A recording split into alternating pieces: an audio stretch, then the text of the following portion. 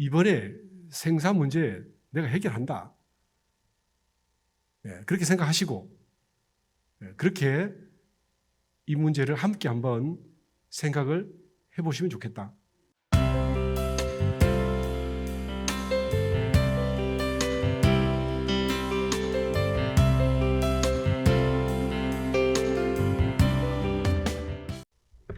오늘 설교 제목이 생사의 보따리를 한번 챙겨봅시다. 제가 이걸 시리즈로 생각을 했습니다. 생사가 태어났을 때부터 우리의 숙제인데 사실 이걸 옆에서 많이 보고 계시고, 그런데 이제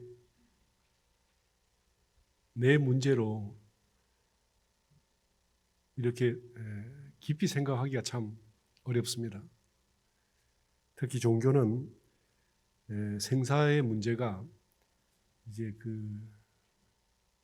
그 종교를 믿는 사람들의 어떤 직접적 문제로 길을 열어주고 혹은 길을 찾아주고, 또 불안과 어떤 어떤 현실적 문제를 넘어서서 영원한 세상의 답을 제시를 또 해야 되는 그런 이제 의무도 있죠. 그러니까 저희들도 처음에 출가해서 이 생사 문제를 분명히 그 대종사님께서는 교전 곳곳에서 거론을 해놓으셨는데, 사실 저희가 원불교학과를 들어가서 졸업할 때까지 공식적으로 이 생사 문제가 교과 과정에 들어와서 배운 적이 제가 기억이 없어요. 그런데 이게 사실 오래된 교당일수록 생사 문제는 직접 맞닥뜨린 심각한 일이 되고, 그래서 이 문제를 반드시 풀어야 되는데, 저희들도 이제 교화 현장에 처음 발령받아서 제일 이제 갈등을 겪는 문제 중에 하나가 이 문제입니다. 천도제에 바로 저희가 이제 교물 옷을 입고 나가면 바로 투입이 되는데, 자신 없는 어떤 이야기들을 내가 알지 못하는 것을 그 식에서 이렇게 목탁을 치면서 따라 하기가 굉장히 죄책감이 좀 느껴지고, 또 어떤 경우는 좀 이렇게 제가 조금 농담 삼아서 옆에 주임 교무님들께서 혹시 졸면 목탁을 치는 가운데 조는 경우가 있잖아요. 그러면 이 부교무들은 속이 터져요. 이게 저희가 이 사기를 치면 안 되잖아요, 그죠? 그러니까 이 열반자의 앞길을 내가 책임질 수 있나? 이분들은 이제 흥공금을 제비를 내시고 이 천도 문제를 맡겼는데, 그러니까 이제 잠이 안 오죠.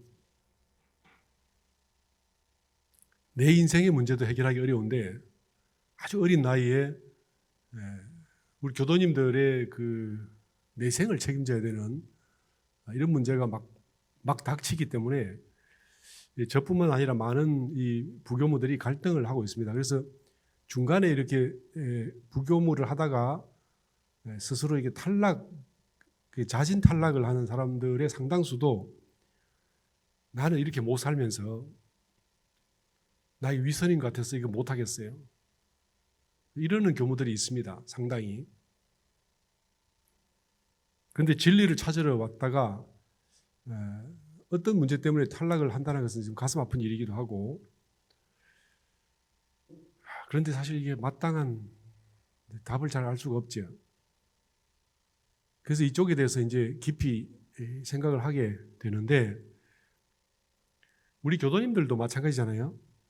이게 남의 일 같으면 모르겠지만 내 일이고 내 일생의 끝에는 반드시 오게 되고, 혹은 나뿐만 아니라 나랑 가장 가까운 사람들에게도 꼭 닥치는 그리고 이미 내 부모님, 조부모님 뭐 이런 어른들에게도 이미 닥쳐왔거나 또 혹은 곧 닥칠 이런 일인데 이걸 그냥 그 지게 지고 이렇게 장에 따라가듯이 그렇게 해서는 안 될 일이죠.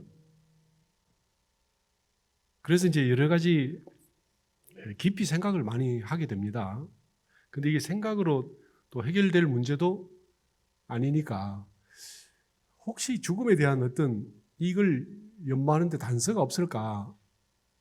그거를 찾게 되는데 단서가 있긴 있어요.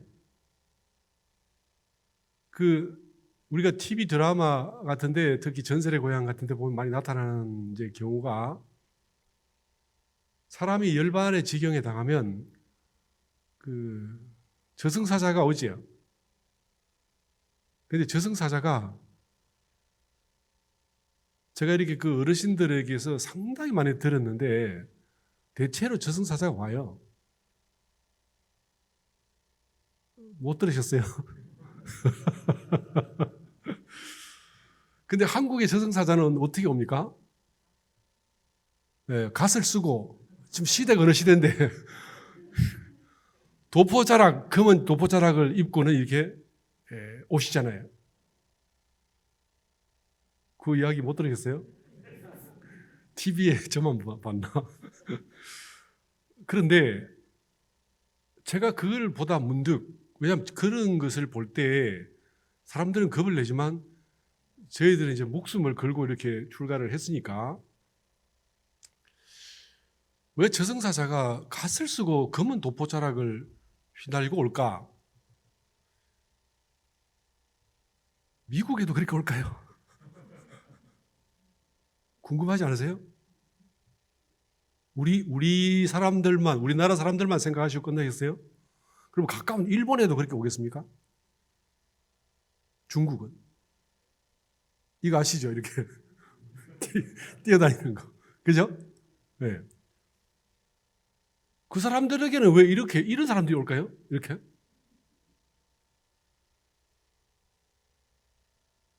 그러면 또 궁금한 게 있어요. 아, 이게 내 망상이다. 그렇게 생각할 수도 있죠.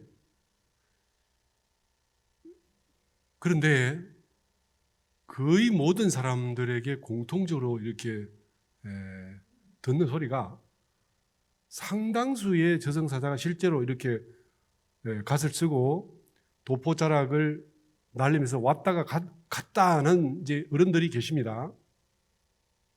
물론 어떤 분들은 뭐 돌아가신 아버지가 다녀가셨다 그런 분도 있고 또 먼저 갔던 삼촌이 왔다 갔다 이런 분도 있어요.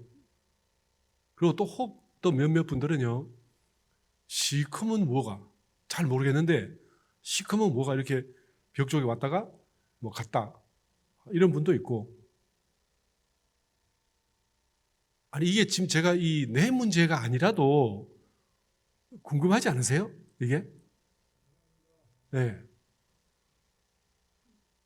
저는 교무니까 교무만 생각해야 되는 겁니까? 제가 사실은 강남에 와서 보니까 교당이 큰 만큼 지금 출석하지 못하시고 누워 계신 많은 분들이 계시다고 들었어요. 그런데 그러니까 이분들의 앞길도 제가 비록 뵙지는 못하지만 가서 절차를 따라서 목탁 치고 그냥 이렇게 그 독경하고 그렇게만 끝내면 되나요? 본인들의 부모님과 혹은 그 형제들과 많은 분들의 앞길에 이게 뭐 시시하게 아파트 한 채 팔고 이런 문제가 아니잖아요. 아파트 한 채 파는 게 시시한 문제는 아니죠. 그런데 이 일에 비하면 젊은 친구들이 목숨을 걸고 이렇게 열심히 약착같이 사는 그 아파트 한 채 문제가 아니거든요. 그러니까 여기 닥치면 아파트가 시시해져요. 그러니까 이 주제가 꼭 설교가 돼야 되겠죠.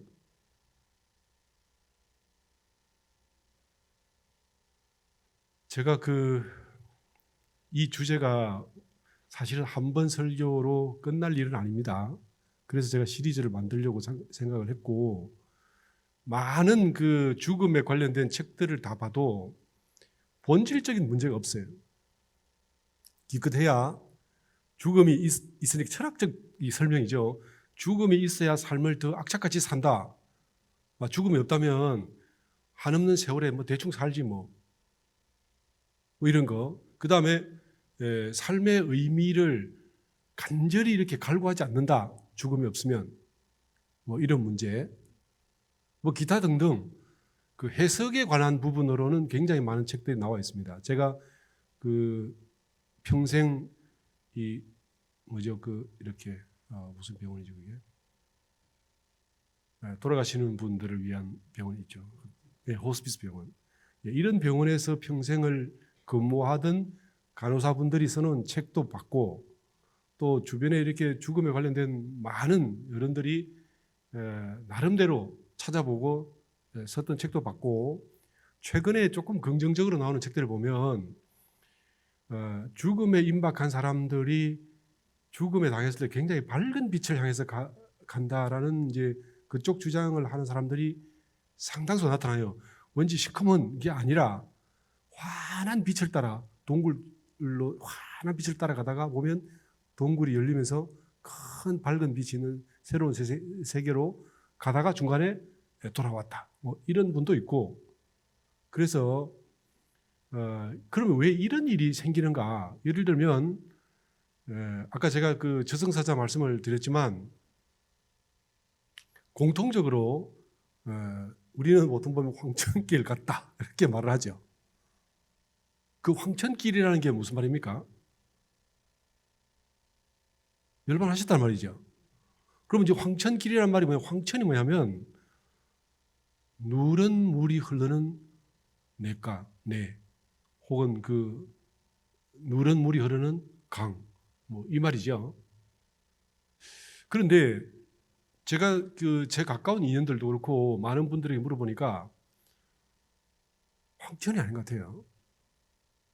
시퍼런 끝이 안 보이는 깊은 푸른 이렇게 어두운 색깔을 띤 이 넓은 푸른 물이 지나가는 그 앞에 섰다가 그 배를 타려는데 누가 불러서 돌아섰다. 이런 분들이 상당히 계시고, 이 물을 우리나라 사람들은 아마 황천길이라는 것이 중국 어떤 그 서적에서 따와서 우리가 함께 써서 그렇지, 한국에는 이렇게 누런 물이 없기 때문에 푸른 물, 깊은 물 이런 쪽으로 많이 이렇게 그걸 이게 열반쯤에 당하신 분들이 경험을 하시는 것 같아요. 그런데 이 물이라는 것이 공통적인 게 있습니다. 기독교를 믿는 분들은 또 무슨 물을 건너죠, 그죠? 이 요단강을 건넌다는 모르세요? 우리는 다 원불교 처음부터 믿으셔가지고 요단강 건너서 만나리 이런 노래 부르잖아요, 막 그죠? 네. 그리고 그리스 쪽에 가도 그 스틱스 강이라는 있죠. 그 강을 건너면 이제 저승이다, 뭐 이렇게. 근데 이게 공통적으로 물이라는 게 있어요. 근데 이런 것들도 제가 요 테마만 가지고 말씀을 드리면, 사람이 왜 이 열반의 길을 갈 때 물을 건너가게 되는 어떤 이유가 있습니다. 그게 이제 칼 융이라고 심리학 분석 심리학의 그분이 무의식 세계를 깊이 이렇게 본인이 체험하고 난 뒤에 거기서 이제 본인이 경험한 그 죽음의 세계에 관련해서 써놓은 게 있어요.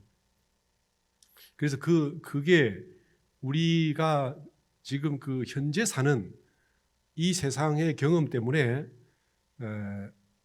죽음에 관련된 각자의 이미지가 형성이 되어 있지만, 그 깊이 더 들어가면 그 지역적 무의식을 넘어서 혹은 그 민족적 무의식이 나타나고, 민족적 무의식을 넘어서면 그 종족의 어떤 그 무의식이 나타나고, 종족의 무의식에 더 깊이 들어가면 인류 보편의 무의식이 나타나는데 또 그 속을 들어갔을 때 그 그림이나 혹은 어떤 그 이 영적 어떤 감 이런 게 있어서 거기서 이제 사실은 거기서 칼 융이라는 분은 만다라 그림을 많이 그렸어요. 그러니까 유럽에 살면서 한 번도 동양 문화를 접해보지 못했는데도 불구하고 본인이 심층의 무의식 세계로 들어가서 그 만다라를 그리고 나서 나중에 보니까 이게 티벳에서 만다라가 자기가 그린 것보다 훨씬 많은 엄청난 다양한 그림이 있다는 걸 보고 나중에 티벳으로 여행을 많이 하게 됩니다. 그런데 이분도 역시 수행자는 아님에도 불구하고 이 양반이 죄송합니다. 이분이 중학교 1, 2학년 때부터 본인 스스로 자기 무의식 세계를 자기도 모르게 들어가기 시작했어요. 그래서 이제 인간의 심성 내면에 있는 것들을 찾게 됐는데 이제 제가 이 말씀을 다 드리면 사실 이것 다 설교 안 될 겁니다. 그래서 제가 막 시간 한정 안 하고 이 문제를 그냥 쭉 풀어서 우리 교도인들이 충분히 이게 이해가 되고 생사 문제에 안심이 생길 때까지 그냥 이렇게 쭉 나열해 보겠습니다. 이제 그렇게 생각을 하고요. 하여튼 우리의 본성 속에 우리가 지금은 잘 의식이 너무 이렇게 우리 보통 사람들의 정신 세계는 현재 의식이 너무 많이 장악을 하고 있기 때문에 그 무의식과의 연결고리가 사실은 굉장히 약해져 있고 그러니까 어떤 사람들은 너무 현실 세계에 빠지지 말고 인간 본성으로 돌아가자라는 이제 외침도 많이 있죠. 그런데 뭐 어떻든 간에 우리가 죽음의 세계가 과연 어떨까? 그러면 이제 의식 세계의 문제를 조금 이렇게 한 걸음 떼서 바라볼 필요가 있습니다.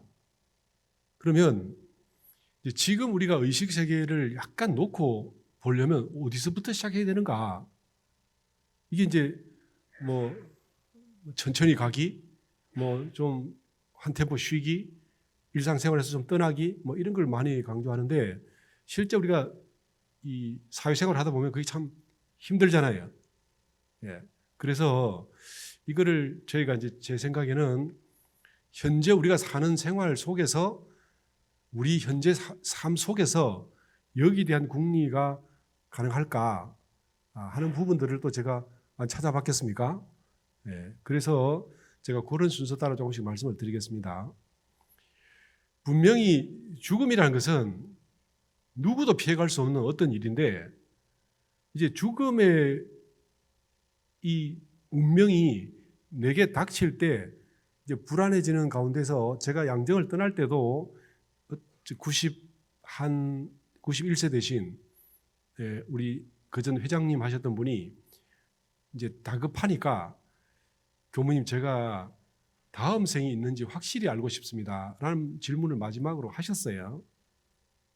근데 이제 그걸 말씀은 드렸는데 대략은 이해를 하겠는데 확실히는 모르겠습니다. 이렇게 해서 다 시간을 못 드리고 와서 좀 죄송스럽기도 했었고 근데 이제 제가 이 문제를 제가 조용히 한번 제 생각의 흐름을 따라서 한번 말씀드려 보겠습니다. 우리가 내가 살았다라는 증거가 뭐냐면 남들이 볼 때는 그냥 육신이에요. 육신. 그렇죠? 이 맥박이 뛰고 호흡이 있고 그 다음에 체온이 느껴지고 이러면 우리 살았다라고 인정을 받죠. 그런데 삶이라는 것이 몸만 가지고 있는 건 아니잖아요. 그래서 내가 지금 살고 있다 해서 몸을 빼고 난 뒤에 몸은 몸으로 살았다라고 생각한다면 우리 죽음이 왔을 때 우리 그야말로 우리는 죽는 거예요. 아무것도 없이 죽는 거지. 근데 이게 젊은 친구들은 잘 모르겠지만 나이가 이렇게 들어보면 저는 좀 사실은 그렇게 나이 든 건 아니지만요. 제가 욕심이 많거든요. 할 게 너무 많은데 인생이 너무 짧잖아요. 20살까지는 아무 생각 없이 그냥 몸뚱이만 키웠고 그 다음에 그 뒤로부터는요, 이것저것 배우고 사회생활 준비한다고 정신이 없죠. 그런데 뭘 좀 해보려고 하면 이 인생에 대해서 공부를 하다 보면요, 40도 사실 이 어려요. 그러니까 뭔가 삶의 의미를 파악하고 좀 살려고 하다 보면 이게 벌써 나이가 들어가지고 뭘 할 수 있는 시간이 없는 거죠. 너무 안타깝잖아요. 그런데요, 죽었는지 살았는지 죽으면 다 잃어버리면 난 이거 이제 뭘 해보지도 못하고 죽으니까 안 죽는 날을 찾아야 되겠어요. 그래서 이제 궁리를 해보는 거죠. 제가 똑같은 설명을 3번 할 수 있습니다. 지난번 재진일 때 살짝 말씀을 드렸습니다만은 죽음의 상태에서도 남아있는 내 것이 뭔가 이렇게 물으면 아실 분이 없죠. 아니 이게 우리 원불교에서 설명하는 것, 불교에서 설명하는 것 말고 내가 나를 보거나 주변에 돌아가신 분들을 봤을 때 죽음의 상태 이후에 본인 거라고 남아있는 게 혹시 뭐 있는 거 보셨어요? 저는 못 봤습니다. 아무것도 없는, 그러니까 두려움이 있는 거죠. 그러면 죽음과 유사한 상태가 있습니다.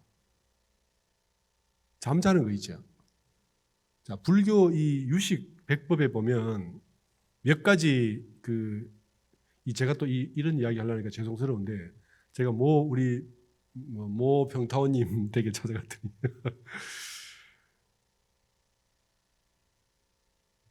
그 총장님께서 책을 보시는데 이 교무들의 수준이 아니에요. 보니까 불교학의 책이 제가 한 번도 못 본 책도 있고 그래서 이거 제 실력으로 설교를 해도 되나 그런 생각이 들 만큼 깊은 많은 책을 보시더라고. 옆으로 샜습니다. 그래서 그 유식하게 보면요, 죽었을 때, 잠잘 때, 기절했을 때, 이때 없어지는 의식이 있죠. 그 민절이라 그러는데 불교 용어로 말해서 민절이 뭐냐면 기절하거나 이렇게 그 순간적으로 의식이 끊어진 상태를 민절이라 그럽니다. 그럼 그때에 내게 뭐가 남아있나 하는 거죠. 자, 이게 잠자는 상태에서요, 누가 지나가도 모르잖아요. 왔다 가도 모르고, 누가 옆에서 이야기해도 모릅니다. 그러니까 이제 돌아가신 분하고 잠자는 분하고 똑같죠? 그렇지 않습니까? 네, 똑같습니다. 감각이 없어졌잖아요. 생각이 없어졌죠. 감정이 없어졌죠. 보통 살았을 때 우리가 하는 게 뭐냐면 생각과 감정과 감각들이에요. 그렇죠? 그래서 내가 깨어있다라고 말하는 거잖아요. 그런데 잠자면 싹 없어져요. 몸이 있어서 심장은 뛰고 체온도 있고 맥박도 있는데 이 3가지가 없어졌어요. 이때 그러면 우리에게 살아있는 의식이 있나?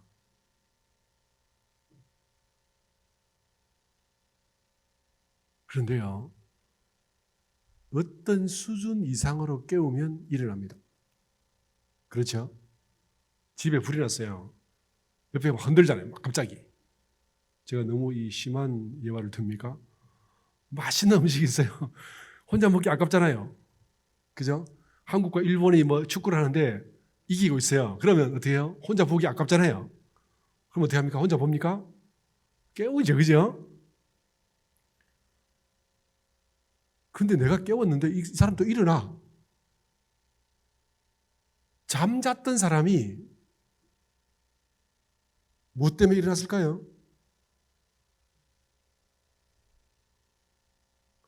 이 생각 해보셨어요?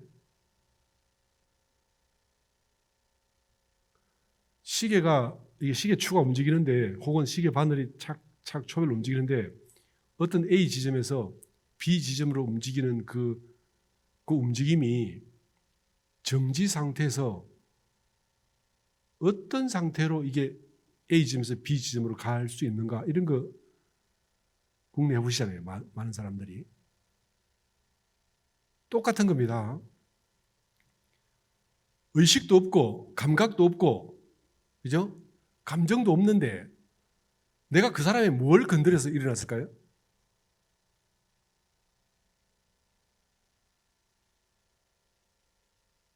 제가 다시 말씀드릴게요. 인간의 인지작용이 살아있을 때 하는 모든 정신작용이 싹 멈춰 있는데 뭘 건드려서 이 사람이 깨어납니까?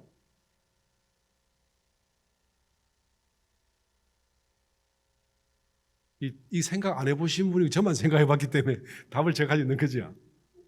네. 제가 볼 때는요, 잠자지 않는 정신이 하나 있어요. 이게 잠잘 수 없는 정신이 있다고. 쉽게 말하면 귀가 있으면 귀는 어때요? 어떤 환경, 소위 경계를 당해도 소리 말고는 얘가 알아들을 수 있는 게 없습니다. 그렇죠? 영화관이 이게 뭐 TV가 55인치 뭐 60인치가 아니라 1000인치라도 귀는 알 수가 없어요. 그렇죠? 또 거꾸로 소리가 아무리 커도 눈으로는 소리를 들을 수가 없죠. 이게 뭐냐면 자기가 체크하고 알 수 있는 감각이라는 게 있어야 그게 깨워지는 거죠. 누가 뒤에서 길동아 이렇게 불렀을 때 듣는 귀가 있어야 돌아올 거 아니에요. 돌아본다는 말은 감각을 했다는 말이죠. 그러면 셋 다 자는데 소리를 질러서 깨울 수가 없지. 귀가 자고 있잖아요. 근데 소리로는 깨울 수 없죠. 그리고 감각을 쉬고 있는데 흔들어서 깨울 수 없다니까요, 이게. 뭔가 자지 않는 무엇이 있어야죠. 그죠? 근데 이게 젊었을 때는 흔들어도 몰라. 근데 연세가 드시면 깊은 잠을 잘 못 자기 때문에 살짝만 해도 소리가, 뽀스락 소리가 들려도 깬단 말이에요, 이게. 잠이 똑같은 잠이 아니에요. 젊은 사람들의 잠과, 모르겠어요. 연세 드신 분도 깊이 주무시는 분이 계시는지 잘 모르겠지만, 얼마나 깊이 자는가에 따라서 달라지죠. 그러면 수면의 깊이라는 게 있다는 말이겠죠. 이게 뭐 보통 심리학에서는 그 동공이 움직이는 단계, 뭐 그죠? REM 뭐 그죠? NREM 이렇게 이야기를 합니다. 그런데 그렇다 하더라도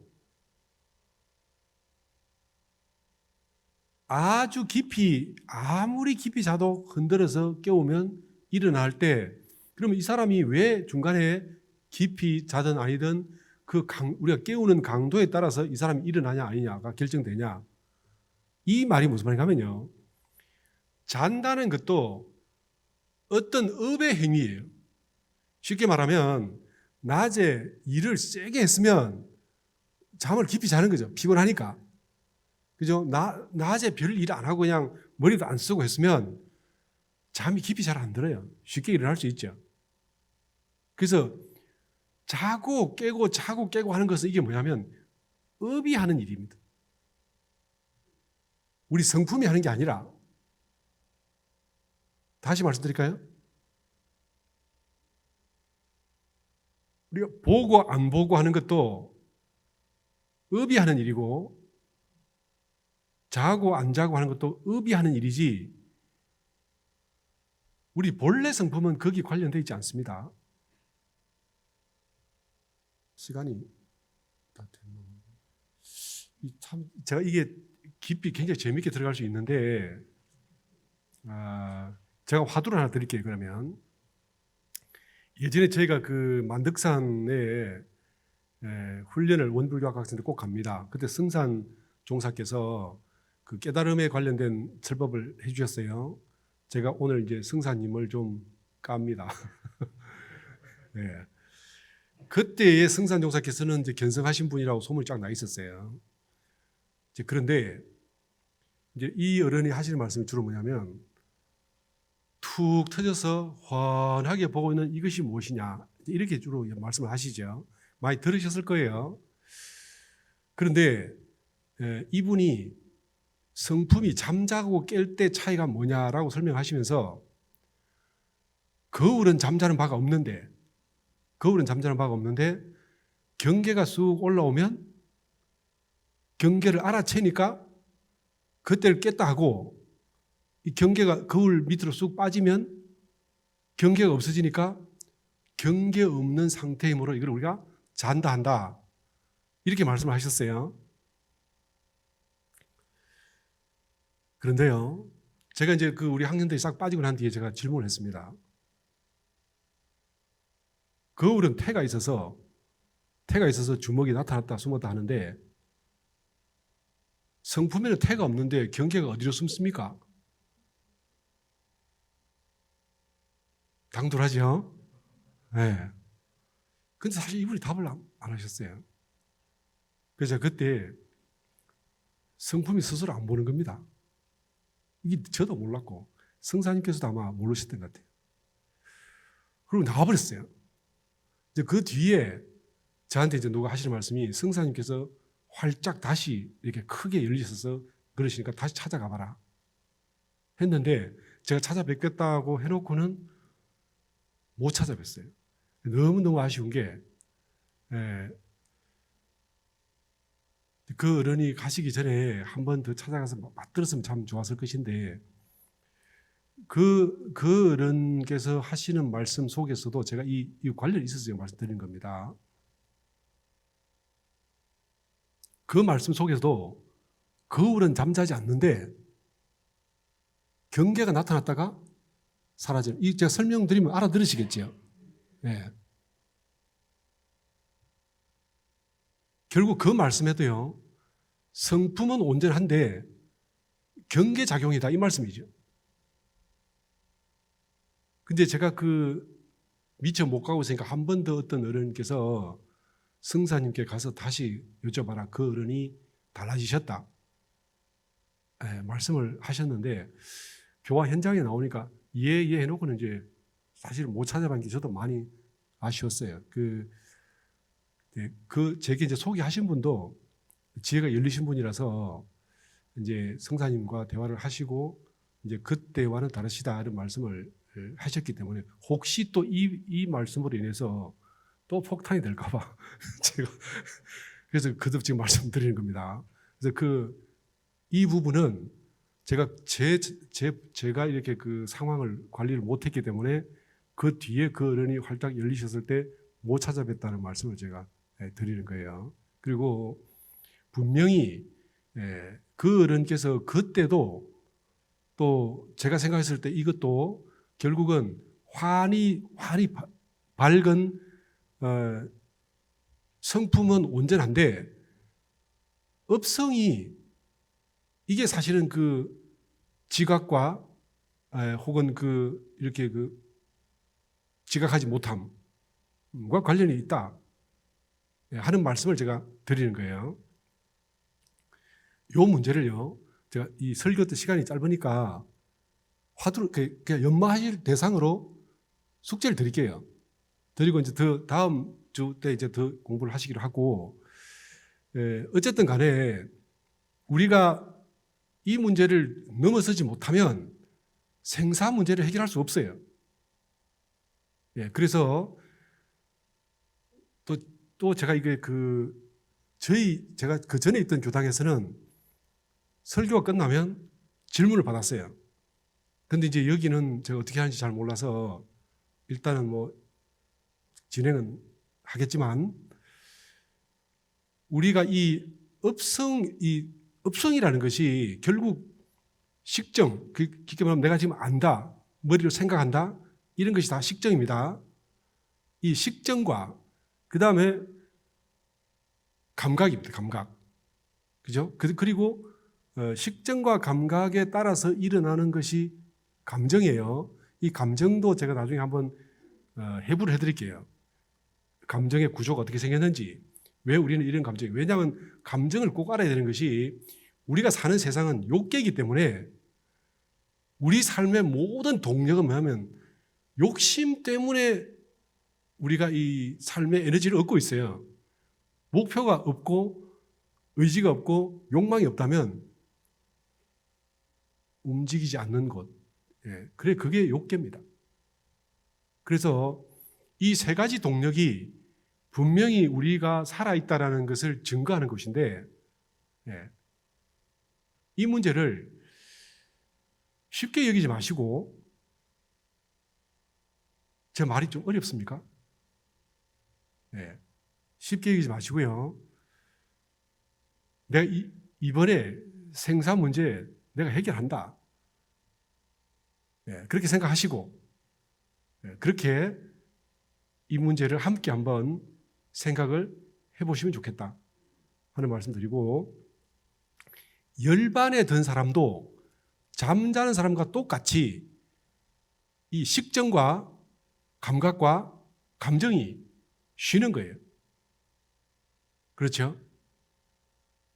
그러면 잠자는 것을 잘 해결하면 생사 문제도 해결이 됩니다.